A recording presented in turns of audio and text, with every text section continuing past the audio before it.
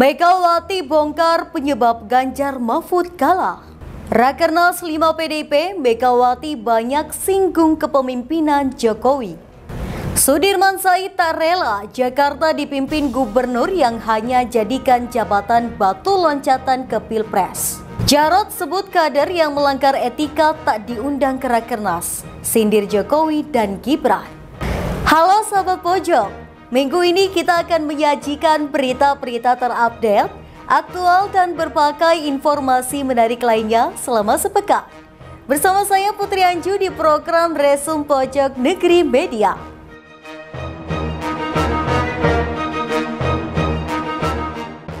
Dalam acara Rakernas PDI Perjuangan, Ketua Umum PDIP Megawati Soekarnoputri mengungkap kekalahan partainya dalam pemilihan presiden karena adanya pihak yang melakukan pelanggaran pemilu secara struktur dan sistematis dan masif. Berikut informasi selengkapnya.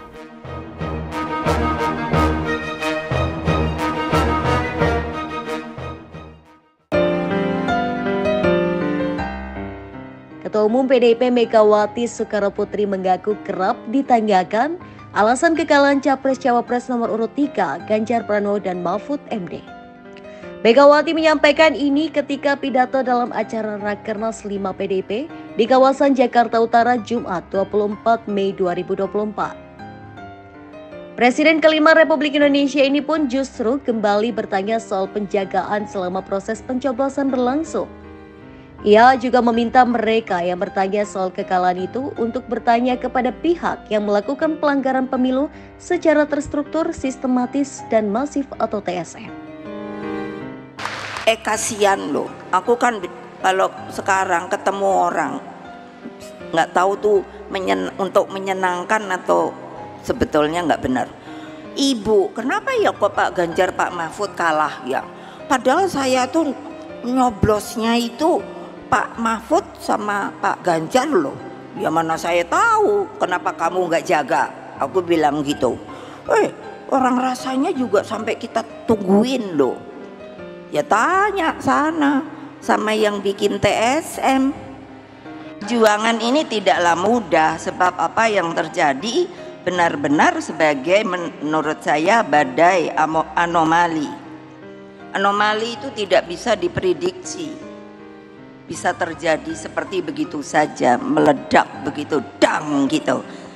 Nah, akibat apa? Kecurangan secara struktur, sistematis dan masif yang disebut TSM. Kan pada diem tau, kok kayak nggak berani. Benar ada apa tidak? Benar ada apa tidak? Ayo, TSM ini ada apa tidak? Ya memang ada, saya tahu kok. Kan semuanya pada mengatakan sepertinya tidak. Oh tidak, seperti KPU-nya bilang, oh itu kan jujur adil, luber, langsung umum, bebas, rahasia. Loh, padahal tuh KPU lo yang ngomong. Hadirin sekalian, reformasi itu lahir sebagai koreksi menyeluruh pada waktu itu terhadap watak pemerintahan otoriter untuk mewujudkan sebuah negara hukum yang demokratis. Dalam proses ini, partai politik, pers, supremasi hukum, sistem meritokrasi, dan pemilu yang jurdil harus hadir dalam sebagai satu ekosistem demokrasi. Dalam masa kepemimpinan saya sebagai Presiden kelima Republik Indonesia, reformasi telah memisahkan TNI dan Polri. Kedua lembaga negara ini dituntut profesional, melepaskan dirinya dari dwifungsi ABRI dan bersikap netral dalam setiap pesta demokrasi. Dalam kesempatan yang sama, Megawati mewakili partainya mengucapkan terima kasih kepada masyarakat yang telah memilih Ganjar Mahfud dalam Pilpres tahun ini.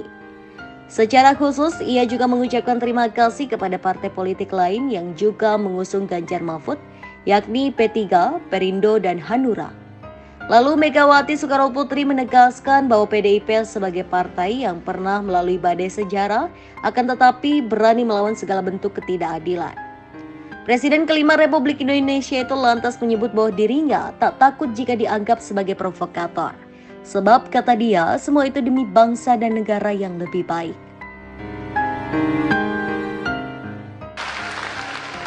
Nggak apa-apa, tadi kan ada banteng penuh panah. Ya saya bilang nggak apa-apa kok, kita tahan banting kok. Berani apa tidak? Takut apa tidak? Berani apa tidak? Takut apa tidak? Berani apa tidak? Takut apa tidak? Nah gitu dong, berani. Nanti katanya saya Bu Mega provokator. Ya, saya sekarang provokator demi kebenaran dan keadilan. Ngerti kan? Ngerti kan yang dimaksud? Ya udah.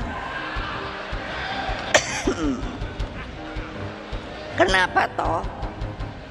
Kan saya suka, malah anak-anak saya sendiri bilang, kok Ibu Ketum sekarang berubah ya, tukang ngamuk aja. Enak aja. Kalau nggak diamukin, udah dipanahin melulu badannya, bantengnya, keok, tahu nggak? Makanya kalau ibu marah tuh malah ibu dicium-cium lah. Karena apa? Pasti menang. Nah perjuangan ini tidaklah mudah, sebab apa yang terjadi benar-benar sebagai menurut saya badai anomali. Anomali itu tidak bisa diprediksi, bisa terjadi seperti begitu saja, meledak begitu, dang gitu. Nah akibat apa? Kecurangan secara struktur, sistematis dan masif yang disebut TSM. Kan pada diem tau, kok kayak nggak berani. Benar ada apa tidak? Benar ada apa tidak? Ayo, TSM ini ada apa tidak? Ya memang ada, saya tahu kok. Kan semuanya pada mengatakan sepertinya tidak. Oh tidak, seperti KPU-nya bilang, oh itu kan jujur, jurdil, jujur adil, luber, langsung umum bebas. Lebih lanjut, Megawati juga bercerita bahwa kerap ditanya oleh anak-anaknya karena belakangan ini dianggap sering marah. Dia lantas menegaskan bahwa marahnya itu demi bangsa dan negara. Juga Ketua Umum PDIP Megawati Soekarnoputri terang-terangan menyebut pelaksanaan pemilihan umum 2024 sudah direkayasa. Hal tersebut diungkapkannya dalam acara Rakernas PDI Perjuangan. Dalam pidatonya, Megawati selalu menyinggung kepemimpinan Presiden Joko Widodo. Berikut informasinya.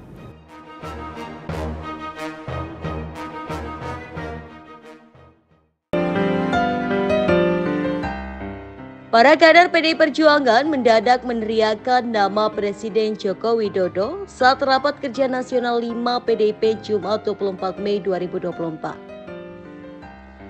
Teriakan itu terdengar ketika Ketua Umum PDIP Megawati Soekarnoputri bertanya kepada mereka siapa penyebab kondisi Mahkamah Konstitusi atau MK seperti saat ini. Awalnya Megawati mengungkit ihwal awal berdirinya MK. Lembaga pengadil konstitusi itu menurutnya sengaja didirikan untuk tujuan yang baik.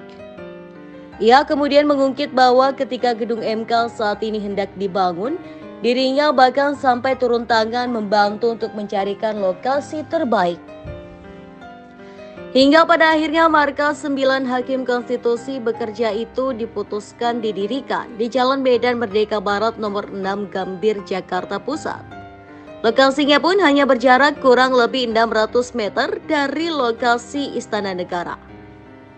Menurut Megawati, dirinya sengaja menempatkan MK dekat dengan istana untuk menjaga kewibawaan para hakimnya. Namun tiba-tiba Megawati justru bertanya kepada para peserta Rakernas 5 PDIP mengenai siapa pihak yang bersalah membuat kondisi MK seperti saat ini. Mendengar pertanyaan tersebut, sejumlah kader PDIP justru meneriakkan nama Presiden Jokowi. Megawati meminta kader berteriak lebih kompak dan keras untuk menunjukkan kesolidan partai. Sebagai informasi, MK sejak beberapa waktu lalu selalu mendapat sorotan atas sejumlah putusannya. Salah satunya mengenai putusan nomor 90 garing PUU Strip 21 garing 2023 tentang batas usia pencalonan calon presiden dan calon wakil presiden.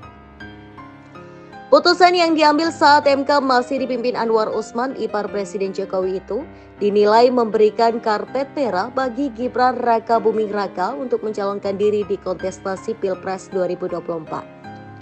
Kemudian Megawati Soekarnoputri menyebut bahwa telah terjadi anomali demokrasi dalam pidato politiknya membuka rapat kerja nasional PDIP kelima Jumat 24 Mei 2024. Mengutip pemikir kebinekaan Sukidi, Megawati mengatakan bahwa anomali tersebut melahirkan kepemimpinan otoritarian populisme atau otoritan populis. Rakyatku yang kucintai, coba berpikir secara jernih, arif, bijaksana. Terjadinya anomali demokrasi secara gamblang dijelaskan oleh Dr. Sukidi, seorang pemikir kebinekaan yang disegani. Sosok cendekiawan ini menjelaskan fenomena kepemimpinan paradoks yang memadukan populisme dan Machiavelli, hingga lahirlah watak pemimpin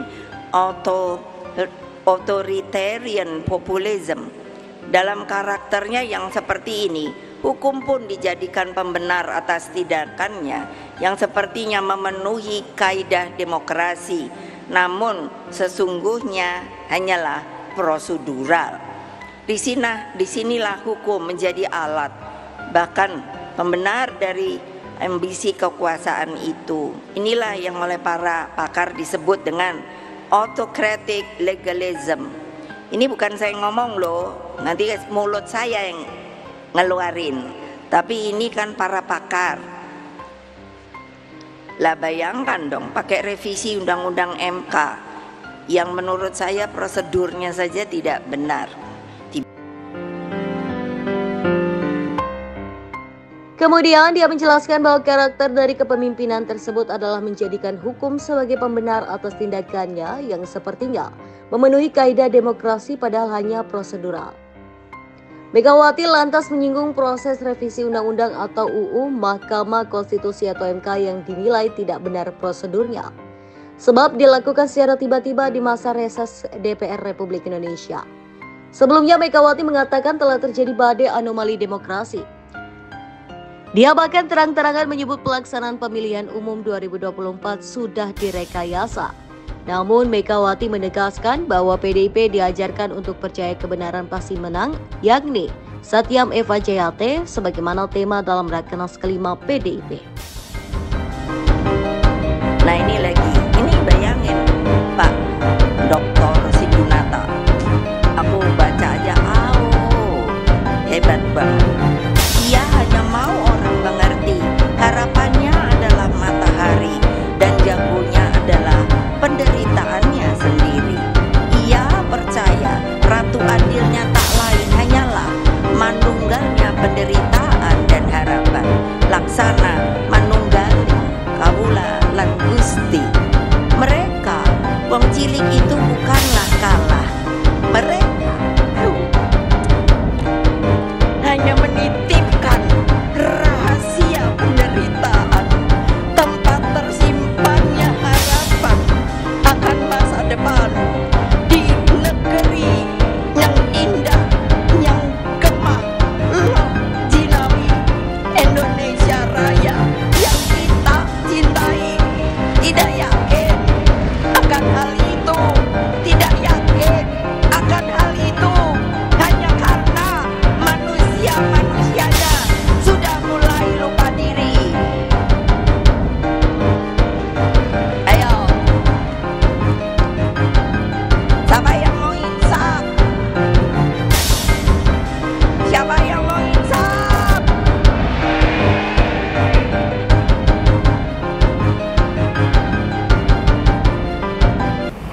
CEO Kapten Tim Nasional Anies Baswedan dan Muhaimin Iskandar, Sudirman Said, menyebut Jakarta tidak boleh dipimpin sosok yang hanya menjadikan jabatan Gubernur Jakarta sebagai batu loncatan menuju kursi presiden. Pernyataan tersebut diduga ditujukan kepada Anies Baswedan. Berikut informasi selengkapnya.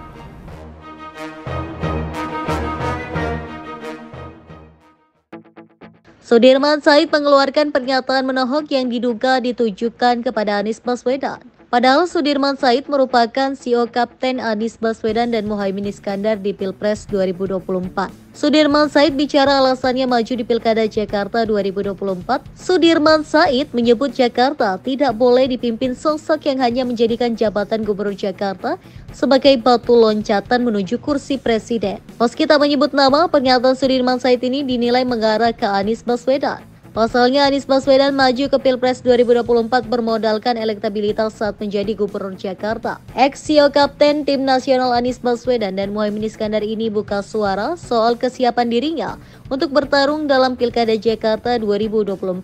Sudirman Said membeberkan alasannya maju dalam pesta demokrasi 5 tahunan itu. Dia menginginkan adanya pemimpin yang fokus menyelesaikan masalah Jakarta, bukan untuk dijadikan batu loncatan untuk menjadi calon presiden.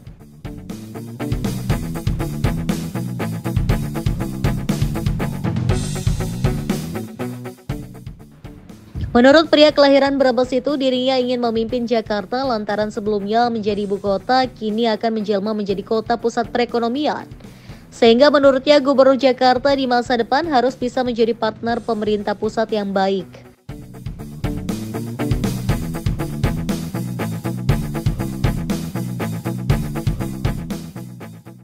Sebab itulah Sudirman menekankan kenyamanan kerjasama Gubernur DKJ dan pemerintah harus menjadi hal utama.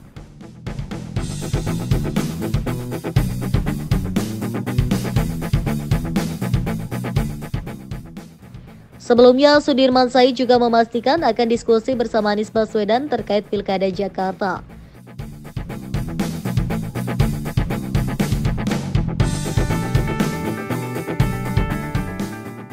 Sudirman menyebut hingga kini pihaknya belum melakukan diskusi khusus terkait Pilkada dengan Anies. Namun Sudirman memastikan untuk terus menjalin komunikasi yang baik.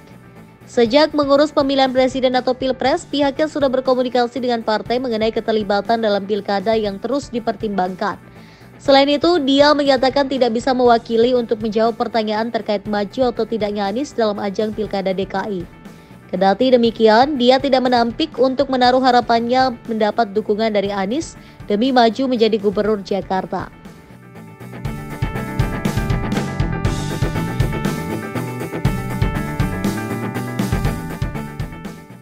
Sudirman menyatakan keikutsertaannya dalam Pilkada DKI ini bukan merupakan agenda personal, melainkan berasal dari keputusan para pendukung seperti tokoh hingga komunitas.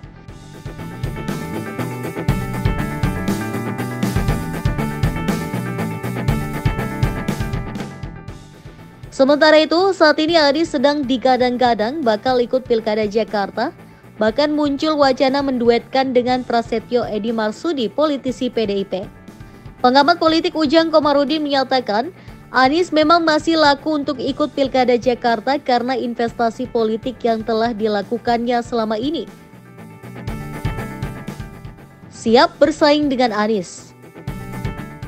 Mantan Menteri Energi Sumber Daya Mineral atau ISD mengaku siap bersaing dengan Anies Baswedan di Pilkada Jakarta 2024. Sudirman menyebut kompetisi Pilkada Jakarta semakin baik jika semakin banyak peserta yang memiliki visi misi besar membangun DKI.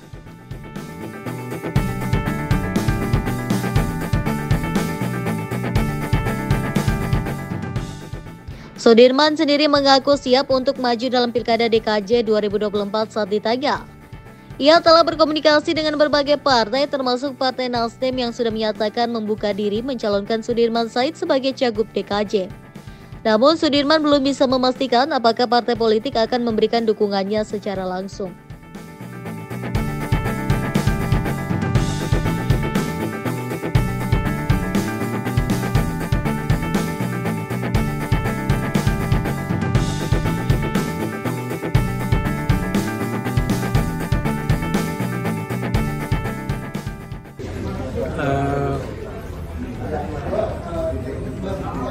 Pilpres sudah selesai, masing-masing pihak pasti punya rencana. Pak Anies punya rencana, Pak Ganjar punya rencana, Pak Mahfud punya rencana. Saya sebagai yang kemarin bantu Pak Anies juga punya rencana. Jadi semangat yang harus mewarnai semangat berlomba-lomba dalam kebaikan saja, seperti bergabung pemerintahan. Dan bila nanti Pak Anies memperoleh dukungan, saya syukuri. Kemudian pasti kan ramai-ramai mendukung kan. Sebaliknya kalau saya memperoleh dukungan, memperoleh tiket, ya kita jalan sesuai dengan amanah dari mereka. Dalam semangat tadi Pak Sabdul Khairot berlomba dalam kebaikan, sebetulnya tidak perlu ada kata-kata rivalry, ada perlu kata-kata head to head, karena seharusnya politik itu dikerjakan sebagai jalan untuk melayani publik. Ada kompetisinya, tapi itu hanya cara gitu. Jadi tujuannya bukan sedang saling berebut posisi, tapi lebih pada yuk apa yang bisa kita tawarkan kepada masyarakat. Jadi kan ada perbedaan visi begitu ya antara Bapak dengan Pak Anies mungkin, atau bagaimana? Iya, namanya manusia kan diciptakan pasti ada bedanya kan. Nggak mungkin sama. Ketika saya dalam situasi mendukung, saya tidak boleh punya pikiran sendiri, karena harus menyelesaikan pikiran-pikiran dari yang didukung. Nah sekarang saya dalam posisi adalah didukung oleh teman-teman, jadi saya boleh punya pikiran, boleh punya cara kerja yang kawan-kawan nanti yang akan membantu. Jadi ini sekarang lagi belajar, yang semula jadi orang dapur ini kira-kira kalau ke depan laku apa enggak gitu. Saya sangat santai, sangat rileks gitu, dan tidak ada sama sekali perasaan. Presiden Joko Widodo dan anaknya Gibran Rakabuming Raka selalu menjadi pembicaraan para kader PDI Perjuangan. Bahkan Ketua DPP PDIP Jarod Saiful Hidayat menganggap tidak hadirnya mereka bukan lagi kader PDI Perjuangan, hingga tak diundang dalam acara Rakernas PDI Perjuangan. Berikut informasi selengkapnya.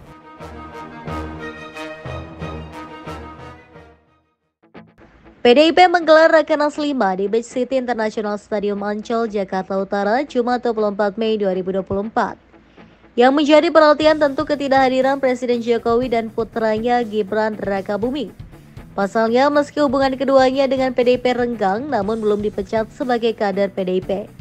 Ketua DPP PDIP Jarod Saiful Hidayat menjelaskan alasan tak diundangnya Presiden Joko Widodo atau Jokowi dan Wakil Presiden terpilih Gibran Rakabuming Raka ke acara Rakernas 5 PDIP. Jarod mengatakan Rakernas PDIP hanya untuk kader partai yang setia kepada konstitusi. Kemudian, PDI Perjuangan itu satu partai ideologis, di mana Ibu Megawati Soekarno Putri, Ketua Umum, selalu kokoh berdiri untuk menyuarakan kebenaran, untuk melaksanakan konstitusi dan ideologi. Itulah yang digembleng oleh beliau kepada seluruh kader-kader. Apabila ada di antara kita anggota partai yang kemudian melanggar konstitusi, melanggar etika dan moral, maka dia sudah menjadi bagian dari keluarga besar PDI Perjuangan. Menurut Jarod, pihak-pihak yang melanggar etika telah bertentangan dengan ADART partai. Selain itu, sebut dia pun bertentangan dengan konstitusi negara. Oleh sebab itu, ya, yang diundang adalah, tadi sampaikan oleh Pak Basara, ini adalah untuk internal partai. Yang diundang adalah sahabat-sahabat, para cendekiawan, para akademisi, para civil society, budayawan, masyarakat pro demokrasi yang betul-betul berjuang untuk menegakkan demokrasi yang jujur, adil, yang konstitusional, yang bermartabat. Diketahui PDIP membuka acara Rakernas 5 di Jakarta hari ini. Presiden Jokowi tengah berada di Yogyakarta dan tak memiliki agenda di Jakarta saat ini.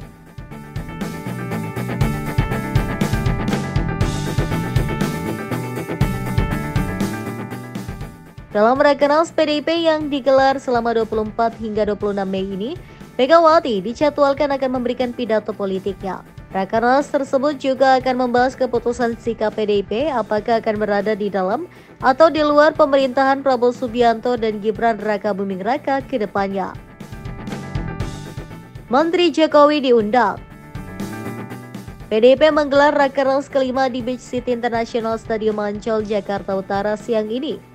Diagendakan pimpinan partai politik pendukung Ganjar Pranowo dan Mahfud MD dalam Pilpres hingga para menteri diundang dalam Rakernas ini. Ketua DPP PDI Perjuangan Ahmad Basara mengatakan pembukaan Rakernas kelima PDIP Perjuangan akan dihadiri 4.859 orang. Selain peserta, PDI Perjuangan juga mengundang sejumlah pihak eksternal. Insya Allah akan dihadiri oleh sekitar 4.859 orang. Selain peserta Rakernas juga terdiri dari unsur-unsur undangan partai. Mereka terdiri dari pimpinan partai politik pendukung Ganjar Mahfud, kemudian menteri-menteri dari PDI Perjuangan, menteri-menteri sahabat, para senior partai, tokoh-tokoh nasional, relawan pendukung Ganjar Mahfud, para aktivis civil society, kemudian pejuang demokrasi dan para cendekiawan. Adapun acara Rakernas PDIP akan berlangsung selama 3 hari hingga 26 Mei 2024. Sebagaimana diketahui, Ganjar Mahfud dalam Pilpres 2024 diusung sejumlah partai, diantaranya P3, Hanura hingga Perindo. Tadi sudah beliau sampaikan bahwa pertama kita akan melakukan evaluasi kinerja partai sejak pelaksanaan Kongres kelima PDI Perjuangan tahun 2019 lalu. Memang menurut ketentuan anggaran dasar dan anggaran rumah tangga kami, salah satu fungsi rapat kerja nasional ini adalah kami mengevaluasi perjalanan program-program partai, kinerja partai, capaian-capaian partai setiap setahun sekali dalam sebuah rapat kerja nasional. Agenda kedua PDI Perjuangan akan melakukan konsolidasi organisasi partai. Ia menyebut pihaknya akan melakukan kongres pada 2025.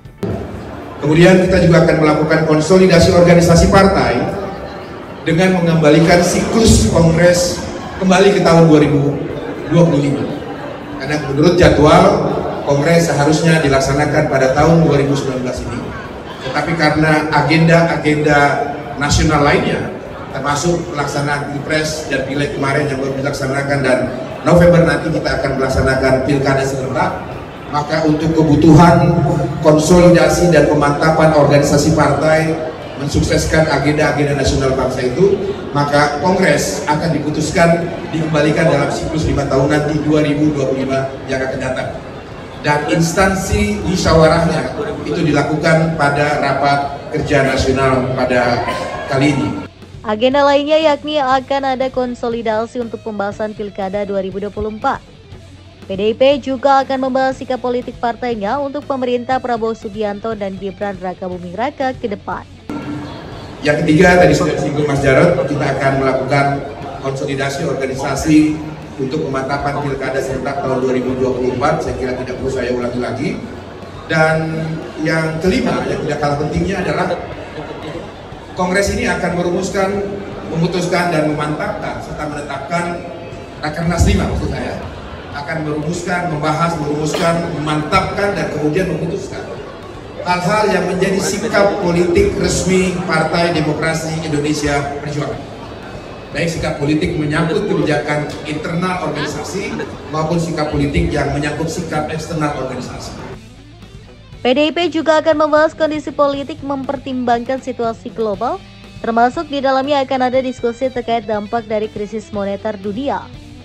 Di antaranya kita akan bahas prediksi dan proyeksi pemerintahan nasional bangsa Indonesia 5 tahun ke depan dikaitkan dengan situasi politik global. Terjadinya perang antara Ukraina dan Rusia yang sampai sekarang belum selesai, kemudian Iran dengan Israel, konflik Laut Cina Selatan, kemudian pemanasan global yang akan mempengaruhi peradaban kehidupan umat manusia di setiap muka bumi ini, lalu kemudian krisis moneter dan lain-lain.